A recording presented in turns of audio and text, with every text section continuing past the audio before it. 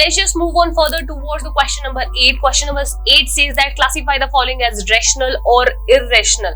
So let us suppose we are talking about the point 1 as 2 minus root 5.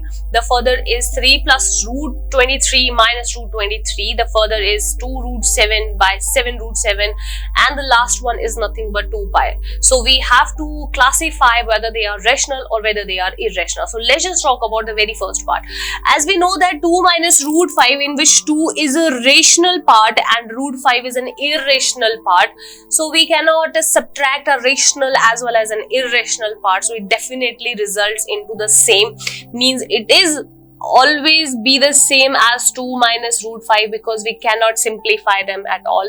So this representation is nothing but an irrational number, because a subtraction of a rational and an irrational always results into an irrational number.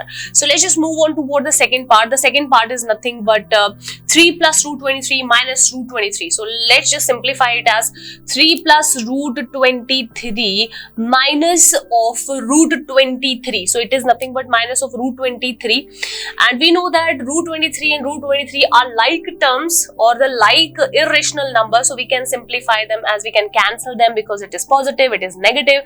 So the answer is nothing but 3, and we know that 3 is nothing but a rational number. So this is nothing but a rational number. Let's just move on further towards the third part, which is nothing but 2 root 7 divided by 7 root 7. So further we can solve this as in two ways. We can rationalize the denominator, or either we can cancel the root 7 and root 7 altogether. So let us suppose I'm talking about the rationalization of the denominator. So if we will rationalize, we know that we have a square root 7 in the denominator. So we will multiply the square root 7 in the denominator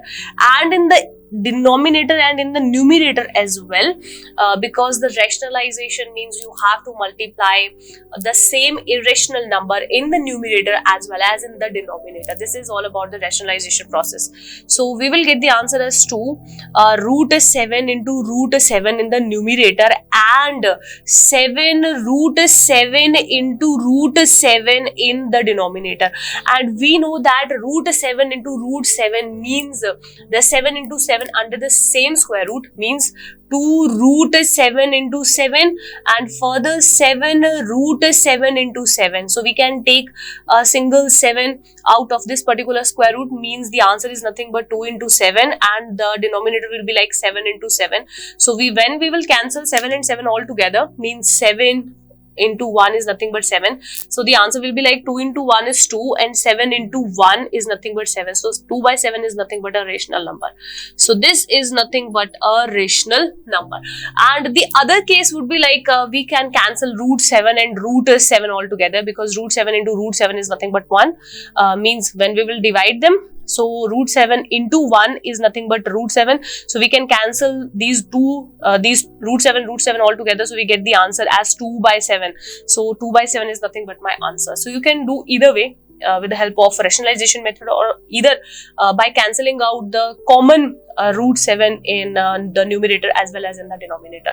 So let's just move on further towards 2 pi. As we know that pi is nothing but an irrational number. We know that pi is nothing but an irrational number. So the multiplication of an irrational number with a rational number always results into an irrational number, because we cannot multiply them. So 2 pi will be like same. We can also substitute the value of pi over here as 3.14, so goes on. But we know that pi is an irrational number. So this particular formation will always remain the same. So this is nothing but an irrational number. So this is nothing but an irrational number. So this is all about classifying all these numbers into rational and irrational. I hope the concept of classifying these numbers is all clear to you.